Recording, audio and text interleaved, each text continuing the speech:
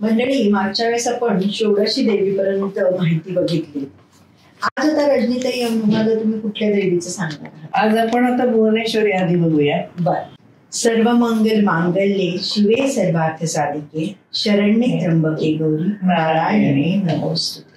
आपण नेहमीचा जो श्लोक आहे पहिला तो घेऊया, कारण मुळात आपण जी आहे ती आदिशक्ती आहे, ते आपण कधी विसरायचं नाही. म्हणून आपण तो श्लोक म्हणूया. सृष्ट्वाखिलम जगदिदं सदसत् स्वरूपम शक्त्या स्वया त्रिगुणया परिपाति विश्वम संवृत्य कल्पसमये रमते तथैका ताम सर्व विश्वजननी मनसा स्मरामि. म्हणजे ती विश्वजननी आहे हे आपण पहिलं लक्षात ठेवायचं. आणि ही आदिशक्ती आहे, आणि ही आदिशक्तीपासून आपण म्हणजे आपल्यापर्यंत किंवा अगदी कीटक वगैरे तिथपर्यंत सगळी निर्मिती झालेली आहे. त्यामुळे ती शक्ती सर्वांच्या मध्ये आहे. हे आपण आधी तिचं निर्गुण निराकार स्वरूप लक्षात घ्यायचं, आणि मग उपासनेसाठी आपण या देवी पाहतोय. भुवनेश्वरी ही आता आपण जे सगळ्या काली मातेची ही रूप आहेत ना, त्यामुळे थोडी उग्र आहे, पण भुवनेश्वरी अतिशय सुंदर आहे. म्हणजे सगळ्यामध्ये वर्णन करायला पण छान वाटतं तिचं. श्रीमद देवी भागवतामध्ये 3ऱ्या स्कंधातल्या 3ऱ्या अध्यायामध्ये, तृतीय अध्यायामध्ये भुवनेश्वरीचं वर्णन आहे. त्याच्यामध्ये असं लिहिलंय त्यांनी की सुधा समुद्रामध्ये एक द्वीप आहे. आपल्याकडे पुराण जर तुम्ही पाहिले असतील तर 7 समुद्र आहेत. एक शिव समुद्र आहे, एक क्षार समुद्र आहे ना, क्षीरसागर आहे, तसा हा सुधा समुद्र आहे. तर त्यामध्ये एक द्वीप आहे, आणि त्या द्वीपावरती मंदार, पारिजात, अशोक, बकुल, कोरांटी ही जी सगळी फ्लोरा आणि फौना खूप आहे बरं आपल्या पुराणामध्ये. तर त्याच्यामध्ये इतके छान सुंदर सुंदर झाडं, फुलं, पक्षी अशा सगळ्यांची नावं तसं आहेत, तसं इथे पण त्यांनी असं सुंदर वर्णन केले तिच्या अशा द्वीपाचं सगळं. अतिशय कोकिळाचं पूजन आहे, फुलांचा दिव्य गंध पसरलेला आहे, भुंगे गोंजारव करत आहे. हे असं सगळं सुंदर असं वातावरण त्या ठिकाणी आहे. त्या द्वीपावरती शिवाकार पर्यंक आहे. हे सुद्धा विशेष आहे ना. पर्यंक जो आहे तिचा, पलंग जो आहे तो शिवाच्या आकाराचा आहे, म्हणजे असं पिंडी टाईप असा, आणि रत्नखचित असा आहे. त्याला सुंदर आभरे घातलेले उषा आहेत. इंद्रधनुष्य असं भोवती पसरलेलं आहे, आणि असं सगळं त्या सुंदर याच्यामध्ये एक अतिशय सुंदर ललना बसलेली आहे. आणि ती कशी आहे तर तिने लाल रंगाच्या माळा घातल्या आहेत, लाल चंदन अंगाला लावलेला आहे, तिचे डोळे सुद्धा लालसर आहेत, विद्युत प्रमाणे तेजस्वी असे अतिशय सुंदर चेहरा आहे, कांती तेजस्वी आहे. जर तिचा जे आहे तो वरद हस्त आहे, हातामध्ये पाश आहे, अंकुश आहे, अभय मुद्रा आहे. ती ही भुवनेश्वरी. आणि भुवनेश्वरला तिचं मंदिर आहे, फार सुंदर आहे ती सुद्धा विग्रह तिचा. तर तिच्या चेहऱ्यावरती स्मितहास्य आहे, आणि रिंकाराने तिची पक्षी स्तुती करते. पक्षी सुद्धा रिंकार म्हणतात. रिंग आहे, हा पक्षी सुद्धा गातात आहे तिथे. ती कुमारी आहे, नवयौवन आहे, सर्व शृंगार तिने केलेला आहे. अतिशय सुंदर अवयव आहेत, म्हणजे कनक, अंगद, केयूर, किरीट असे सगळे दागिने आहेत. आणि गमक म्हणजे आताच्या मुली मॉडर्न कसं कानातलं एवढं लांब लांब असं सगळं घालतात ना, लवतं किंवा काय ते ऑक्सिडायझेशन वगैरे, तसं देवीनी श्रीचक्र ज्याच्यावर ते कानात घातलं. अरे बापरे, एवढं वर्णन. हो, एवढं वर्णन आहे तिचं. म्हणजे मी कल्पना करते की आधी एवढं जरी श्रीयंत्र म्हटलं, श्रीचक्र म्हणजे श्रीयंत्र, ते कानात घालायचं म्हणजे एकदम छान वाटतं. जसं ज्याच्यावरती श्रीयंत्र काढलेलं आहे असं तिने कानामध्ये आभूषण. आणि तिच्या भोवती सख्या आहेत. ह्या सख्यांची जी नावं आहेत ना ती श्रीयंत्रावरच्या तिच्या सख्या. आणि ते नावं पण छान आहेत. अनंग कुसुमा, अनंग रेखा वगैरे, अनंग मदना असे तिचे नाव आहेत. आणि ती बसली आहे जे तो जो शिवाकार पर्यंक आहे ना त्याच्यावरती षटकोनाचं यंत्र आहे, आणि त्या षटकोनामध्ये ती बसली. असं एवढं सुंदर वर्णन देवी भागवतामध्ये भुवनेश्वरी देवीचं आहे. आणि ते श्लोक आहेत 31 ते 46. जे ओरिजिनल कोणाला पाहायचं असेल तर पाहू शकतात.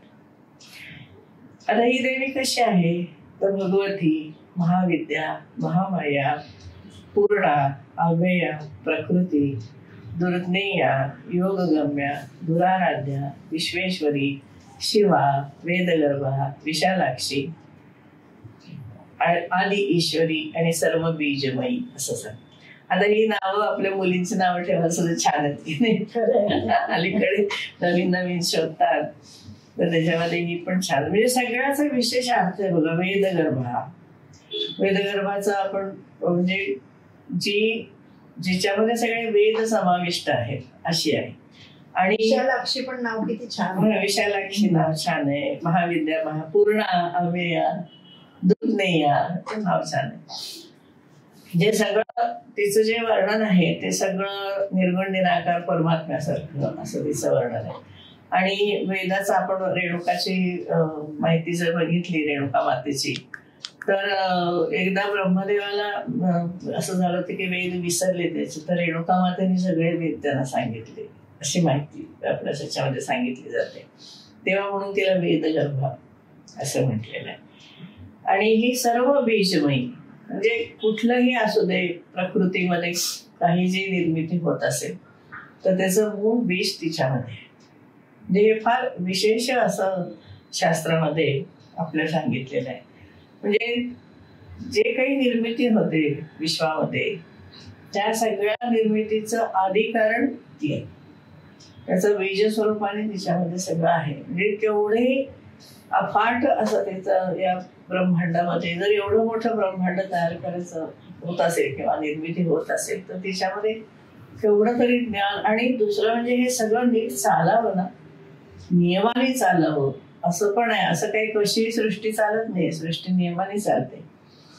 आणि विशेष असं सांगितलं की सगळ्या जीवांच्या लिंगदेहाला ती आपल्या शरीरामध्ये ठेवते. म्हणजे प्रत्येक प्राणी मात्राचे लिंगदेह हा तिच्यामध्ये असतो. म्हणजे रेप्लिका म्हणतो आपण तसं तिच्या गर्भामध्ये आपण सगळेजण आहोत असं. आणि सगळ्या विश्वाचा संहार पण ती करते, पण विश्व निर्माण करून त्याच्यामध्ये क्रीडा पण करते असं आहे. आणि तिन्ही देव तिची पूजा करतात असं त्या ठिकाणी तिचं. त्याच्यामध्ये विष्णूने एक तिची स्तुती केलेली आहे. मग ती अशी आहे, नमो देवे प्रकृत्यैच विधात्रे सततं नमः कल्याणै कामदायैच वृद्ध्यै सिद्ध्यै नमो नमः. वृद्ध्यै पण म्हणले ती सगळ्यात आधी आहे बरोबर. सच्चिदानंद रूपिणे संसारारणये नमः. संसार अरणये, अरणी म्हणजे ज्याच्यातून अग्नी उत्पन्न, संसाराची अरणी म्हटलंय तिला. घुसळूनच म्हणजे त्याच्यातून ती निर्मिती करते ना, ती अरणी म्हणजे जिथून उत्पत्ती होते. म्हणून संसार अरणये नमः. पंचकृत्य विधात्रेच ते भुवनेशै नमो नमः. सर्वाधिष्ठान रूपाये कूटस्थाये नमो नमः. अर्धमात्रार्थ भूताये हृल्लेखाये नमो नमः. असं विष्णूने तिची स्तुती केली. यातले सगळे जे शब्द आहेत ना ते अतिशय महत्वाचे आहेत. आता याच्यामध्ये जे म्हणले पंचकृत्य विधात्री, तर हे पंचकृत्य जे आहेत ना याचं कधीतरी आपण सविस्तर सांगू, पण आता थोडक्यामध्ये सांगते की आपल्याला वाटतं ना देव आपल्या कमरेवर हात ठेवून उभा आहे किंवा त्याला काय तो स्वर्गामध्ये निवांत आहे, तसं नाहीये.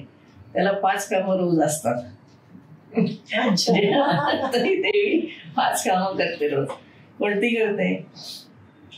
एक तर तिचा तिरोभाव आहे. तिरोभाव म्हणजे अदृश्य स्वरूपामध्ये येते. म्हणजे जसं आपलं मन आहे पण आपल्याला दिसत नाही ना. आपली बुद्धी, मेंदू दिसतो पण तो चालतो कसा, विचार कसा करतो हे आपल्याला दिसत नाही. किंवा जे शंकराचार्य जसे म्हणतात की ब्रह्म सत्यम जगत मिथ्या, पण जगाचं मिथ्यात्व आपल्याला कळत नाही. तर ती ह्या सगळ्याच्या मागे आहे, पण ती कशी लपून बसल्यासारखी गुप्त रूपाने आहे. म्हणजे तिरोभाव तसं राहणं तिला आवश्यक असतं.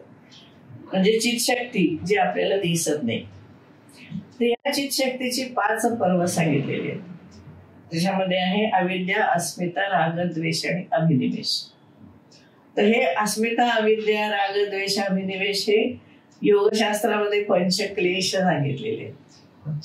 पतंजलींच्या योगशास्त्रात. हे काय? राग म्हणजे आसक्ती, द्वेष एखाद्याबद्दल, अभिनिवेश, एखाद्या गोष्टीचा अहमपणाने आपण मांडतो ना मी असं, आणि अस्मिता जे आपल्यामध्ये आहे अहम रूपाने असे. तर हे 5 क्लेश म्हणजे हे त्या तिरोभावामध्ये असले तरी हे आपल्याला दिसतात.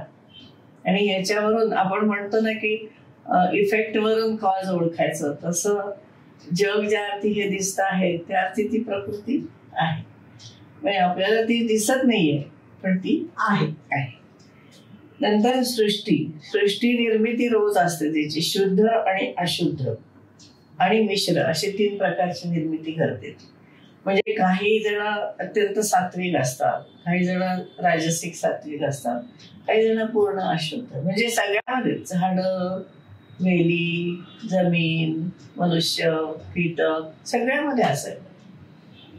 वृक्षांच्या मध्ये सुद्धा जर आपण बघितलं तर देववृक्ष शुद्ध निर्मिती.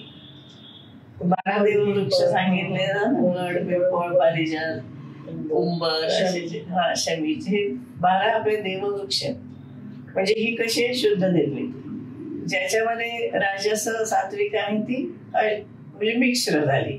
आणि पूर्ण अशुद्ध तामसी जे काही आहे सगळं ते अशुद्ध, म्हणजे ही ती निर्मिती करत असते. त्याच्यानंतर स्थिती, आता निर्माण केल्यानंतर सांभाळलं तर पाहिजे ना. आता आपण जसं घर बांधतो करतो पण त्याचं रक्षण किती कायम स्वरूपी असतं, तसं तिला पण पृथ्वी मेंटेन करावी लागते. म्हणजे असं सगळे नीट चालू आहे काय नाही, नियम सगळे पाळले जातात की नाही, किंवा काही जर असेल तर ते मोडून परत नवीन करायचं, म्हणजे भयंकरच काम आहे तिला. एवढं म्हणतो आपल्याला एक घर सांभाळायचं तर नाकीनं व्हायचं. अखिल ब्रह्मांड आणि अशी किती ब्रह्मांड आहेत ते सगळी तिला सांभाळायची असतात. आणि नंतर याच्यामध्ये त्यांनी असं सांगितलं, स्थितीमध्ये तिने भगवान विष्णूकडे हे काम दिलेलं आहे सांभाळायचं. आणि हे विष्णू सगळ्या ब्रह्मांडामध्ये, पण कल्पामध्ये मनु सांभाळतात. म्हणजे ब्रह्मदेवाच्या एका दिवसामध्ये काहीतरी 14 मनु होतात ना, आता आपलं वैवस्वत मंत्र चालू आहे. तर हे मनु कल्प सांभाळतात. आणि पृथ्वीवरती म्हणजे जमिनीवरती राजा सांभाळतो. आणि अथर्ववेदामध्ये म्हटलंय घरामध्ये गृहिणी सांभाळतो. आपण आपल्याला नाही कमी करायचं, आपणही औषध तर असं. आणि नंतर समृद्धी म्हणजे विनाश, जे नको आहे ज्याचा उपयोग संपलेला आहे ते नष्ट करून टाकायचं. आणि 5वं जे आहे ते अनुग्रह. ते अनुग्रहामध्ये सुद्धा इतकं सुंदर सांगितलं ना त्यांनी की आपल्याला असं वाटतं की आज आपल्याला आपले गुरु भेटले, त्याने आपल्याला हा अनुग्रह दिला. तर त्याच्या पाठीमागे त्या ग्रंथामध्ये असं म्हटलं लक्ष्मीतंत्रामध्ये की असं उगाच तुम्हाला गुरु नाही भेटत. तुमच्या अनेक जन्मांमध्ये तुम्ही जे काही सात्विक काम केलं असेल किंवा जी तुमची उपासना आहे, जे काही तुम्ही धर्माने वागलेले आहात, तर त्या म्हणजे गीतेमधल्या तुम्ही किती आज्ञा पाळलेल्या आहेत, वेदांच्या आज्ञा किती पाळलेल्या आहेत, असं सगळं बघितल्यानंतर देवी ठरवते की आता ह्या मनुष्याला आपण, या जीवाला म्हणजे मनुष्यापेक्षा जीव, कारण ती सगळ्या जीवांचा सुद्धार करते, तर या जीवाला आपण या संसारातून आता बाहेर काढूया. ती असं म्हणते हा पहिला शक्तिपाताचा क्षण असतो. अच्छा. हा. आणि मग आपल्याला ते गुरु भेटतात. मग ती जाऊन देते ज्याच्याकडे कोणाला, म्हणजे जो कोणी आपले गुरु असतील ते कशा मार्गाने भेटणार, कारण लगेचच तुमचे गुरु भेटतात असं नाही. आधी मंत्रदाते असतील किंवा आपल्याला काही उपासना करून घेतली जाते, करून घेत म्हणजे ते थोडी करतात, मग ते दुसऱ्या गुरूंकडे जातो आपण, म्हणजे त्याच्यापेक्षा श्रेष्ठ, त्यापेक्षा श्रेष्ठ, असं एकदम मोठ्या गुरूंच्याकडे मग शेवटी जातो आपण, लगेच आपण त्या गुरूंच्या वर जातो. पण हे ती ठरवते की आता ह्याला आपण या जीवाला बाहेर काढायचं असं. तो पहिला, तो शक्तिमान कोणालाच कळत नाही, पण आपण सुरू करतो ते गुरु भेटले आणि असं झालं. कलकोट स्वामी महाराजांचा दृष्टांत झाला, पण ते त्यांच्या ह्याच्याप्रमाणे ते होतं. तर हे म्हणजे 5 कामं ती एवढी मोठी रोज करत असते. म्हणजे देव काही निवांत बसलेला नाही. पंचकृत्य विधात्रे. आणि तिला कूटस्थ म्हटलेले. कूटस्थ म्हणजे आपण जर पंचदशी बघितली तर पंचदशीमध्ये त्यांनी आत्मा, जसं समर्थांच्या दासबोधात पण आहे की सूत्रात्मा, कूटस्थ आत्मा है ना, नंतर शबल, असे काही काही शब्द आहेत त्याला. तर त्याच्यामध्ये कूटस्थ म्हणजे अगदी हृदयाच्या गाभ्यामध्ये जे आपलं आत्मस्वरूप आहे, तर ते पण ते आपल्याला लगेच नाही लक्षात येत. आपलं आत्मस्वरूप लक्षात येण्यासाठी खूप उपासना करावी लागते आणि मग त्या कूटस्थ आत्म्यापर्यंत आपण जातो. असं पंचदशीमध्ये वेगवेगळ्या प्रकारचं असं सांगितलेलं आहे. आणि अर्धमात्रार्थभूताई म्हटलं, अर्धमात्र ओंकाराची जी 3.5 मात्रामधली जी अर्धमात्रा आहे, जिथं हे ओंकार पुरा होतो, तर त्यामध्ये ती आहे अर्धमात्रार्थभूत आहे. आणि रल्लेखा म्हणजे रिम मंत्र तर आपण बघितलं. म्हणजे इतकं तिचं त्या याच्यामध्ये वर्णन आहे. म्हणजे एखादं स्तोत्र जरी सांगायचं म्हटलं ना तरी सुद्धा इतकं डिटेल मध्ये जावं लागतं. तरी आपण हे खूपच, म्हणजे मी बरोबरच सांगितलं. तर हे सगळे जे सांगायचे तिरोबा मुक्तमुख, खूप मोठं वर्णन आहे त्याचं. आपल्याला जसं वाटतं तसं जग नाही. तर असं त्याने. आणि त्याच्यामध्ये त्यांनी 9 अक्षर मंत्र दिले. त्याचा ऐम ह्रीम क्लीम चामुंडाई दिलाय. आणि हा मोक्ष देणारा, सर्व इच्छा पूर्ण करणारा असा आहे. आता हे भुवनेश्वरीचं जे ध्यान आहे ना, ते ध्यान खूप छान आहे भुवनेश्वरी देवीचं. असं आहे, उद्यद्दिन द्युतिमिंदू किरीटाम. इंदू किरीट म्हणजे चंद्राचा किरीट घातले, चंद्रायतीच्या किरीटाम. तुंगकुचाम नयनत्रययुक्ताम, 3 नेत्र आहेत शिवा असल्या. स्मेरमुखी म्हणजे थोडस हास्य असे आहे. वरदान कुशल पाशा भीतिकराम प्रभजे भुवनेशी, हा तिचा ध्यानमंत्र आहे. आपण रामरक्षा म्हणताना ध्यानमंत्र म्हणतो, तसा हा ध्यानमंत्र म्हणून मग भुवनेशीची उपासना. याच्यामध्ये कसं आहे की जेव्हा आपण उपासना करतो त्यावेळेला आपण कुठल्या देवाची उपासना करतो आहे त्याचं ध्यान असतं विशिष्ट. जसं रामरक्षेमध्ये आता ध्यायेत अजानुबाहू म्हणलं ना, अजानुबाहू धृत शरधनुष्यम वगैरे. तर तुम्ही जर दुसरा ध्यान श्लोक म्हटला तर मग रामरक्षा स्तोत्र नाही म्हणायचं. अच्छा, हा. म्हणजे तुम्ही कुठल्या देवीचा, आता तुम्ही अन्नपूर्णा ठेवली श्रीसूक्त म्हणताना, अन्नपूर्णेवर तुम्हाला कुंकुमार्चना करायची, तर तिथं अरुणकमल संस्थान नाही म्हणायचं, तो लक्ष्मीचं आहे ध्यान. बर, अन्नपूर्णेचं ध्यान म्हणायला पाहिजे. उपासनेमध्ये हे महत्वाचं, पण हे फारसं सगळ्यांना एकच म्हटलं जातं. बरोबर. म्हणून कुठल्या देवाचा, समजा आपण गणपती, तर गणपती सुद्धा आपण कसा घेतलाय, सिद्धिविनायक आहे का, असं डाव्या सोडलेचा गणपती आहे, किंवा गणपतीची अनेक बाकीची पण रूप आहेत, तर त्याच्यात ते ध्यान आपण म्हणायला पाहिजे. म्हणून प्रत्येक याच्या स्तुतीमध्ये, स्तोत्रांमध्ये ध्यान दिलेलं असतं. आता आपण अथर्वशीर्ष घेतलं तर त्याचं आहे बघा ध्यान गणपती, मग तोच मूर्ती घ्यावी लागते. एवढं आपल्याकडे लक्ष दिलं जात नाही. पूर्वी हे अगदी कटाक्षाने पाळायचे, ते माहितीच नाहीये, म्हणजे माहिती नाहीये. तर रामरक्षा म्हणताना ध्यान तरी किती लोक म्हणतात.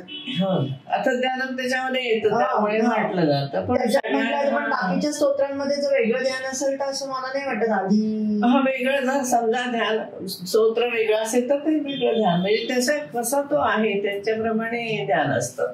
म्हणजे आपण आता हनुमानाचं, वीर हनुमान आहे, कदासा हनुमान आहे, आणखीन कुठला आहे, त्याप्रमाणे त्याचं ध्यान. पंचमुखी हनुमान आहे तर त्यांचं ध्यान वेगळं आहे ना. या स्तोत्रांमध्ये ध्यान असतं, जनरली असतं. म्हणून तर हे आपण ध्यान श्लोक घेतो की ही अशी आहे, तिची आपण उपासना करायची. आणि शिवाय कसं असतं, मग त्याप्रमाणे यंत्र असतं, त्याप्रमाणे तिची आयुध असतात.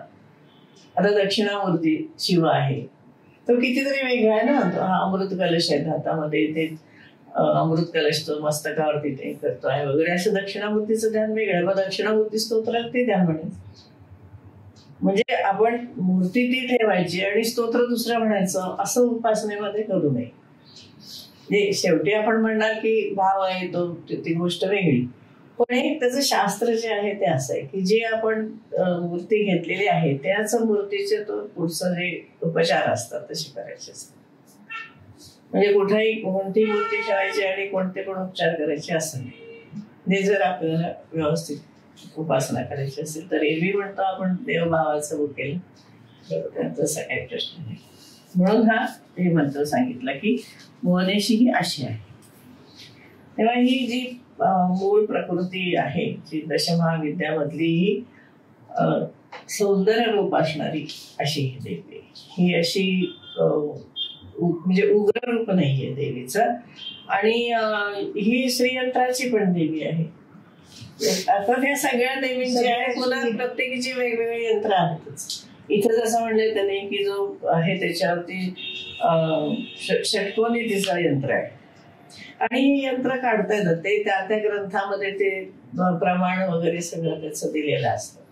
ते त्या गुरूंना आचार्यांना ते येत असतं. आता एक कमला देवीची आहे करताना मी तुम्हाला सांगेन की तिचं यंत्र कसं आहे, म्हणजे त्या उपासनेसाठी आहे, वेगळं हे नाही. आता श्री सुक्तामध्ये ते माझ्या पुस्तकावर जे काढलेलं आहे ते आदिलक्ष्मी जी आहे ना तिचं यंत्र आहे ते, पण तिचं ध्यान पण वेगळं आहे. असं प्रत्येकाची जे रूप आहेत ना त्या रूपांचं ध्यान आणि त्याचे श्लोक, म्हणून ही भुवनेश्वरीचा हा श्लोक म्हणायचा. अशी ही भुवनेश्वरी.